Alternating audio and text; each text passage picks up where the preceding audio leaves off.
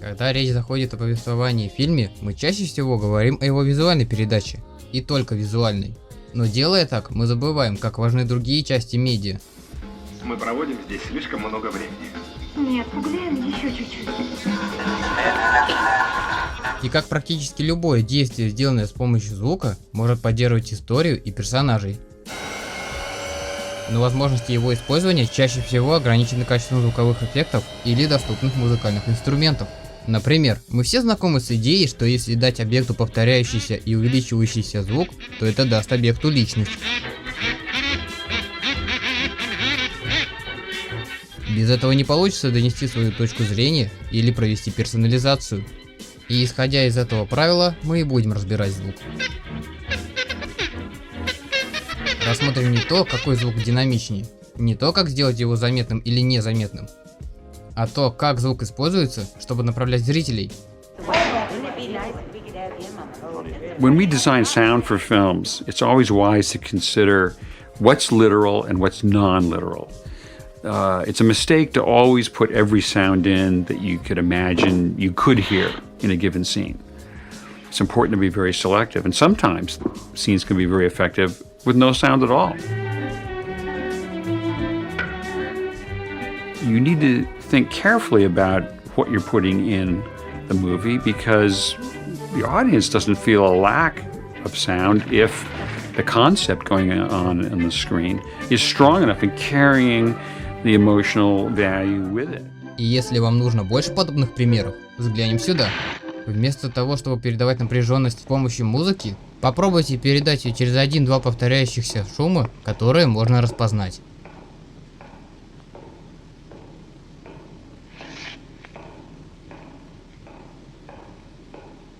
Эффект просто гипнотический. Он заставляет вас сжиматься в кресле при просмотре.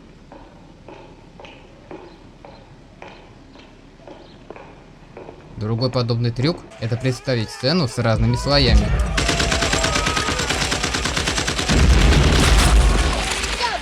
Приглушите все действие, кроме нескольких важных звуков.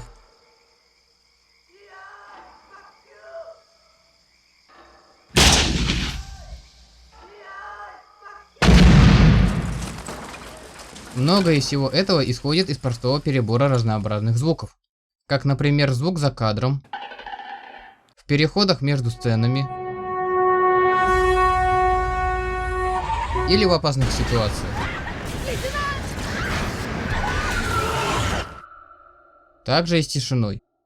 Вот сцена из «Однажды на Диком Западе». Мы не понимаем ее контекстом, но полностью понимаем эмоциями. Подобные моменты прекрасны, потому что они правильно направляют зрителей и позволяя им инстинктивно понять тишину и прочувствовать эмоции, стоящие за ней.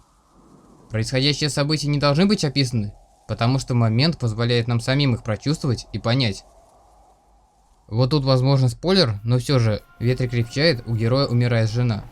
Но нам не нужно об этом говорить, потому что нам показали это.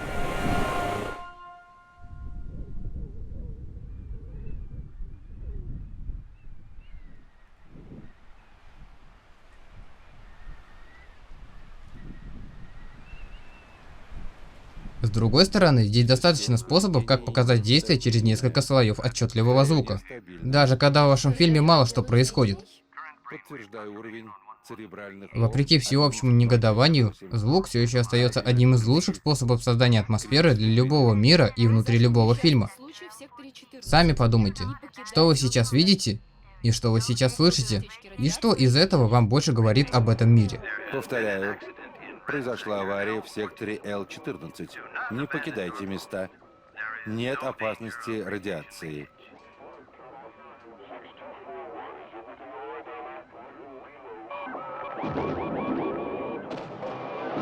Авария в секторе Л-14 разрушила 63 сотрудника их персонала. Окей, если хотите, уберите изображение. Вот вам начальная сцена из цели номер 1. ребятки, вы все справляетесь. Все будет хорошо. Все будет хорошо, за вами придут и спасут. Кто-нибудь меня слышит? О боже. По таким же правилам показывается и внутреннее мышление персонажа. Неважно, о чем он думает, куда идет или какие у него отношения с окружающим миром. Подарите свои самые теплые приветствия самому новому королю комедии Руперту Папкину. Звуки всегда расскажут лучше, чем просто голос. Добрый вечер, дамы и господа. Меня зовут Руперт Папкин. Я родился в Клифтоне, Нью-Джерси, что на севере. И это приводит нас к последнему вопросу. Во всех рассмотренных выше примерах картинка и звук работают вместе. А что если наоборот? Что происходит, когда они логически противоположны друг другу? Например, кадры из «Рестлера», в котором Рэнди Робинсон приходит на работу в супермаркет, говорят нам одно. Но звук говорит нам совершенно другое.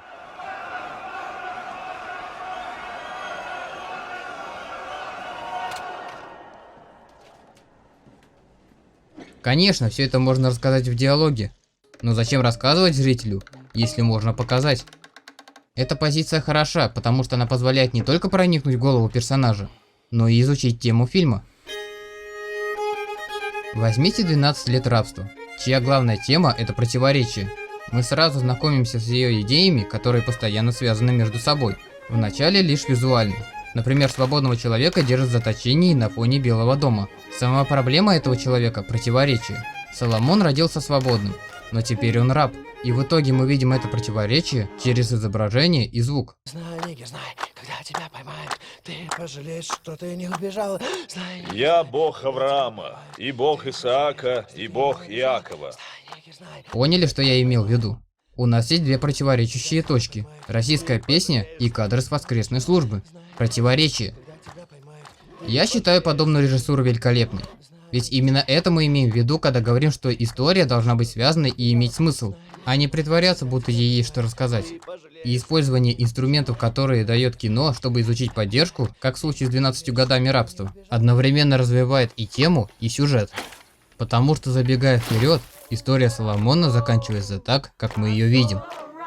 Тихий голос начинает подпевать всем остальным.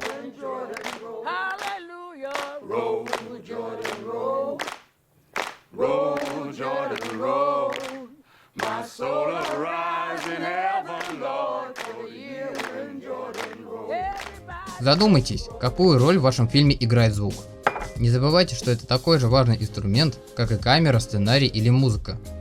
И он тоже может поддерживать повествование, направлять зрителей и крепко связывать между собой все элементы.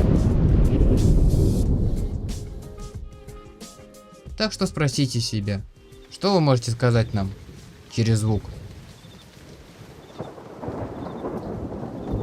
Перевел, озвучил Никита Плющев. И простите меня, пожалуйста, за такой долгий перерыв выходом видео. Работа и учеба у меня занимает много времени. Его хватает разве что на ведение паблика. Зато вот новый микрофон прикупил. Сейчас все еще пробую регулировать его. Пишите, достаточно ли вам такого звучания? Или что-то надо еще подкрутить или подтянуть? Буду рад любой помощи. Всем удачи!